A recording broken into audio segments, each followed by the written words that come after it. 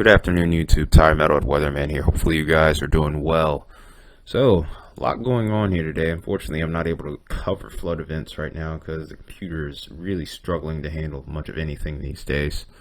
But there is a moderate risk for flooding today across a large portion of the Northeast. This includes Philadelphia, New York, and other various cities just to the east of the Appalachians here, and the Allegheny Mountains, or Allegheny Mountains, I'm sorry, I don't know how to pronounce that, but Harrisonburg, pretty much anywhere north, and even including Washington, D.C., all the way up towards the mountains here to the Adirondacks. We have a moderate risk for flooding. There's already flooding ongoing here. So definitely, if you are in these areas, make sure you are on the lookout for changing weather conditions and particularly flooded out roadways. Best not to drive through those. Turn around, don't drown. That's the saying. But as we look ahead, this moderate flood threat does shift to the northeast a little bit. We see Concord, New Hampshire involved, and then we have Montpelier, if I'm pronouncing this right. I think Montpelier, I can't really see it. Montpelier, Vermont here, in this moderate risk for flooding as well. Anyone over towards the White Mountains needs to be on the lookout for that. It's pretty much the same deal as what's going on in the Northeast. Be aware of changed conditions, as we'll have multiple rounds of showers and thunderstorms across this region. As time goes on, we do have slight risk on days 3, 4, and 5. Of course, when the severe weather threat starts to ramp back up over towards the central part of the U.S., especially the north central part, we'll be seeing an increase of flooding potential there. As we go to day 4, we're starting to see this shifting more towards the Great Lakes. This area needs the rainfall, but we don't want this all happening all at once because it's been pretty dry around some of these areas here. Towards day 5, the threat actually shifts a little bit towards the south here and hanging around more so towards the Midwest. More unsettled weather is to be expected across this region, and even if you're in that marginal risk, expect a chance of showers and thunderstorms as well. As far as the actual severe risk is concerned, I have to click back on this, but we do have 3 more slight risk in a row here.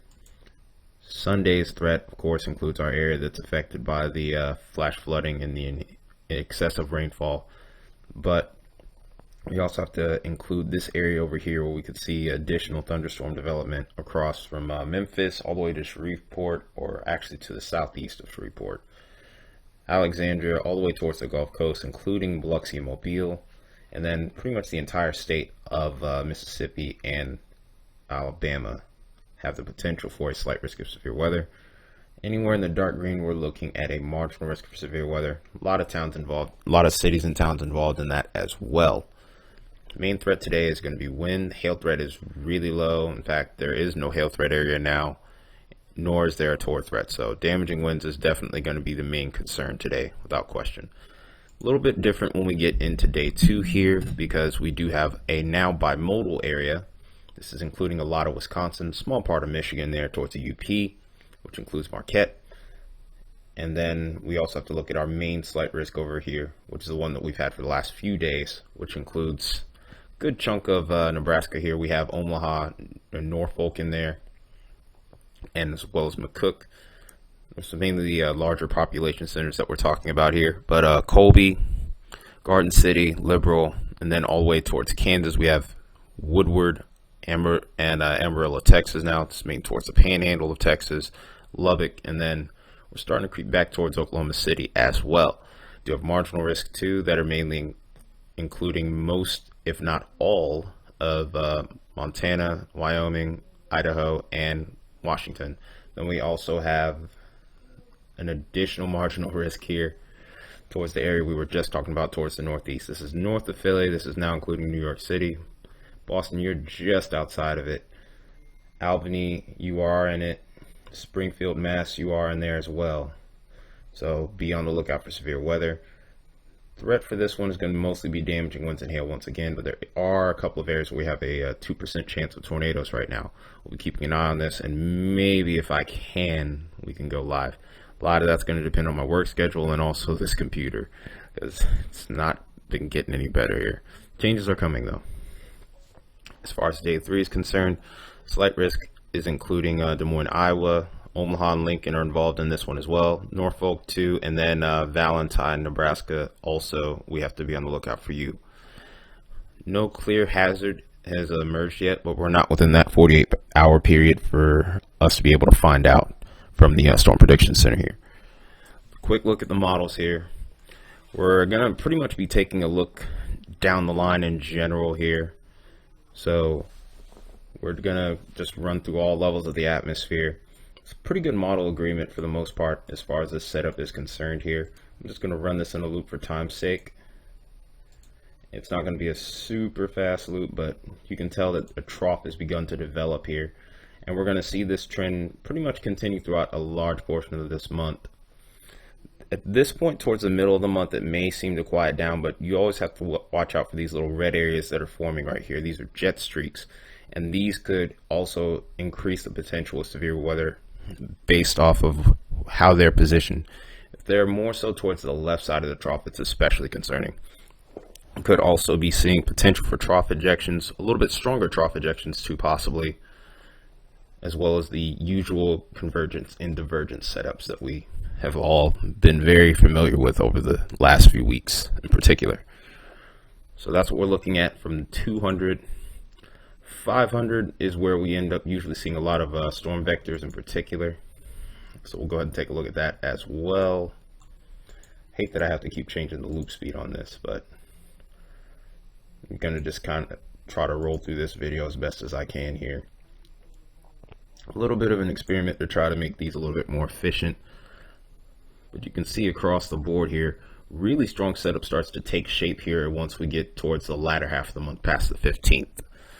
So we'll look at it again here, and we can clearly see that this little spinning area of low pressure could cause some problems, particularly towards the Ohio Valley. So towards the mid-month, we definitely need to keep those dates in mind. Right now, it looks like it's the 18th. There could be a day or two's worth in variance as far as the effects of this storm system if this holds up. Like I said before, especially when we look further into the long range, these models are very much prone to changing, especially the further out that you look. And at this point, when we look at the 18th, we're looking a good almost 200 plus hours out. So a lot of things could change. A lot of variance should be allotted for that. We look at the low level jet, and this is going to be like a sneak peek as far as any sort of heightened severe potential, maybe even tornadic potential. Don't really like to use this too much for long range stuff because, like I said, any small change could throw this forecast that I'm trying to make off completely. But I do see a lot of low level energy with this right now, so it is something to keep an extra close eye on. This is towards the 17th and the 18th. But we could see multiple chances maybe down the line here of a few tornadoes, or maybe a few bigger severe weather setups, maybe even a few tornadoes as we head towards the end of July here. It's kind of looking a little bit more like how last month did. I want to call it June, but it really was May, September, or May, August, and September all in one. It just didn't seem like June. But as far as severe weather potential is concerned, it looks like we are far from finished here. So let's go ahead also and take a look at the moisture content here. We're looking close to the surface here, and we're also looking at the wind barbs as well. Wind barbs are going to be a key factor in how things kind of develop from this point. We'll mainly be looking, if anything, at trends from this point, especially down the line for these moisture returns, to see how much validity is behind them. Now, one thing I will note with this also is the fact that these moisture returns are measured in Celsius, not Fahrenheit, but usually once you get to about 20 plus degrees, that's about 60 degree in Fahrenheit. So if you see anything above 20, especially for dew points, it's pretty moist out. But as a whole though, of course, the Gulf of Mexico is still giving plenty of moisture, especially towards the eastern half of the country. But earlier in the week here, it does look like we get good returns out west too, especially towards the central plains. So this will help give rise to additional severe storms. The setup for Monday, I'm going to particularly look at that starting out. So this is towards Monday evening right here. There is a good pocket where we're getting up to about 18 to 20 degrees Celsius, so good moisture returns there for sure. But still not entirely sure about the severe setup just yet. Probably other maps I should look at here before I click soundings. Sometimes I get a little excited with that. But that being said, Tuesday, it looks like very abundant moisture returns exist as well, even heading into Wednesday and Thursday. As we saw with the severe weather outlooks, this does transition a little bit off to the south and east a bit. So we have to, of course, be keeping an eye on this, especially as we head later into the week. Even with a weaker trough or a less impressive or less defined trough, still have to be watchful of the potential for some pretty strong storms. As we continue to go forward here, the moisture just doesn't seem to end. It just keeps coming. There's nothing really that's set up to really shut off the Gulf of Mexico. So it's almost like a hose, pretty much anywhere from, I guess you would say, anywhere east of the Rockies at this point. Oops, bad line there, but pretty much anywhere east of the Rockies right here. You're going to get some pretty crazy moisture returns. Definitely not something that a lot of you are used to, especially further north here. Sometimes you can get a little bit of perspiration from the corn, or corn sweat as we call it, to help aid with moisture return there, but usually even then, usually you only get to about maybe 50, 60. But sometimes I've seen this year dew points even getting into the 70s as far north as Nebraska, which is crazy. But that being said here, we keep rolling this forward, and we're pretty much at the end of the run at this point. And while things are hard to really define at this point from this range, it still has to be mentioned that we're still seeing crazy moisture returns at this point. So definitely something to keep an eye on. So no surprises here. We already know what the deal is as far as temperatures are concerned. It's summertime. So really, with that being said, I'm just going to go ahead and run the loop here. But pretty much, unless you're really far up north or even into Canada, you're not going to see much of a break from the heat. Maybe a little later down the line we could see a slight drop off, but it's not going to be anything dramatic. I would say more so towards the 70s at best. Maybe towards the higher elevations of the Rockies you could see some 60s and 50s. Mainly I would say 50s are possible, more so at night. This loop's moving a little too fast actually for my liking. I'm going to slow it down just a little bit so you can see a little better. But triple digits are very much likely across the southern extent of the Great Plains here, of course the Southwest. Nothing new for you guys, but I know you guys don't like it too much. Some of you are probably acclimated to it. It's not something I would want. Besides, I have to work outside anyway. But that being said here, we do start to see those warmer temperatures or hotter temperatures definitely start to work their way up even into the northwest here. So like I said, not too many of us are really being spared the heat here. Plenty more 80 and 90 degree days possible across this region over here towards the mid-Atlantic, southeast, and even into the northeast. So with those rain chances also will be hotter temperatures with the moisture return as well. The chances of thunderstorms will also increase as well, mainly going to be in the form of popcorn thunderstorms. But that's what we're looking like here as far as the temperatures are concerned down the line. So let's go ahead and look at a model I don't get to look at much with all the severe weather that's been going on here. But we're going to look at this map that's called the lightning flash density. Depending on the amount of lightning strikes that are within an area determines how great a chance of thunderstorms you could get. But the brighter the colors here, obviously, the greater the possibility of thunderstorms exist. Once you get towards the reds and the purples, that's pretty high, where we're talking about possibly even up to about 10 to 15 flashes per day, per kilometer square, per kilometer actually. I've got my values all mixed up. But this is looking at Monday night into, or late Monday night, maybe even into Tuesday here. Pretty high potential for thunderstorms here across the southern plains in particular. Good chances also across Montana and across the Midwest here.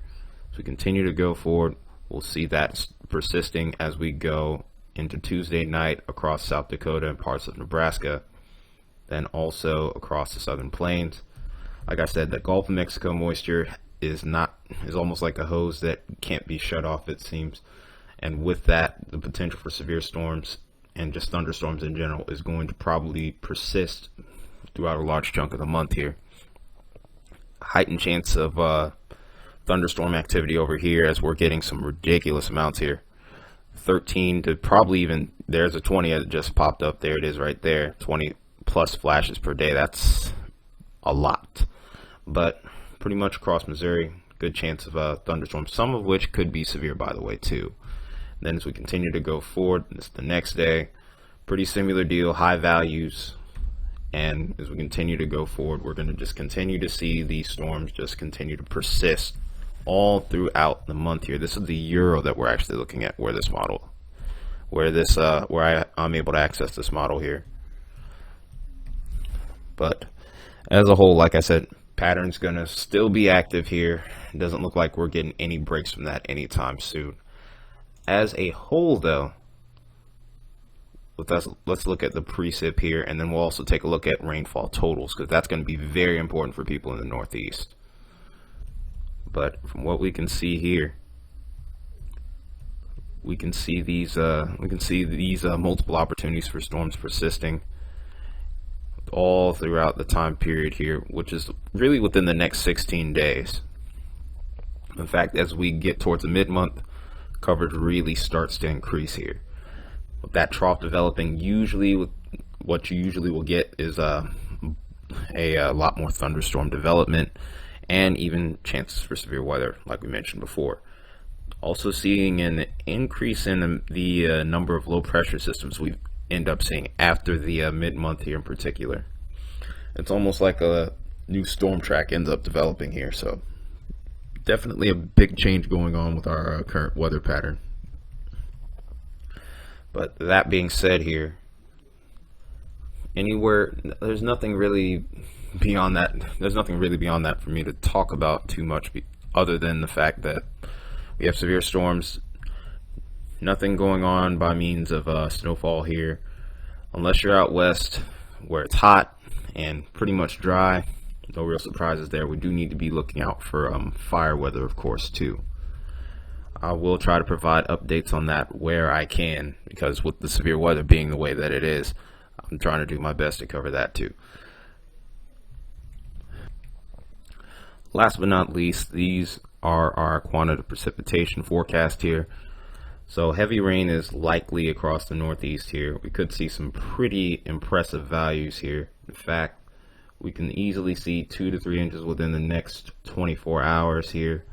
And with this area already being slammed with previous rain events in the last couple of weeks here, we will be likely to see more flooding, especially as we get more towards the mountains here, where we could be expecting maybe even 3 to 5 inches. So as this goes on here, we're going to basically take a look just through the whole week in particular, because if we were to look the whole 16-day period, the totals would just be pretty crazy. So I'm not going to dive in too far here, but just looking at the totals, frighteningly high here, especially over towards Pennsylvania, especially towards the mountains here, where we're getting up to about 5 inches plus pretty easily here. So we'll go all the way up to about 168 hours total. And over the next week, significant totals across the Northeast. Easily 4 to 6 inches are possible. Sometimes these are overdone though, so let's not get too startled by that. But the potential is there for excessive rainfall over towards the southeast. Another couple other hot pockets where we could see about 5 inches of rain throughout the week. And then of course, maybe even towards Missouri, where things are probably going to be expecting to get a little bit more active. We could see another 3, 5, maybe even up to 10 inches possibly. So like I said, this is the time of year where if you end up seeing storms, you may end up seeing them frequently, so flooding will be possible. So be on alert for changing conditions and try to avoid flooded roadways. But that's it. That's all I got for you on this video here. I'm sorry that I wasn't able to get a morning video up. but models were already updating by the time I woke up this morning. I woke up too late, and I also had a lot going on at the time too. So just wanted to make sure I touched base with you guys. Changes on the channel will be coming soon. Also, thank you for getting me close to 500 subs here. Would love to do that by August 11th. Family member's birthday is then, and they said my gift to them would be getting up to 500 subs. That being said, if we can get there, that'd be awesome. So make sure you're hitting that like button, and make sure you're hitting that share button, especially if you've already subscribed. If you're new, definitely would urge you to hit that subscribe button too. That being said, this has been Metalhead Weatherman. I'll see you guys in the next video. Take care and have a nice day.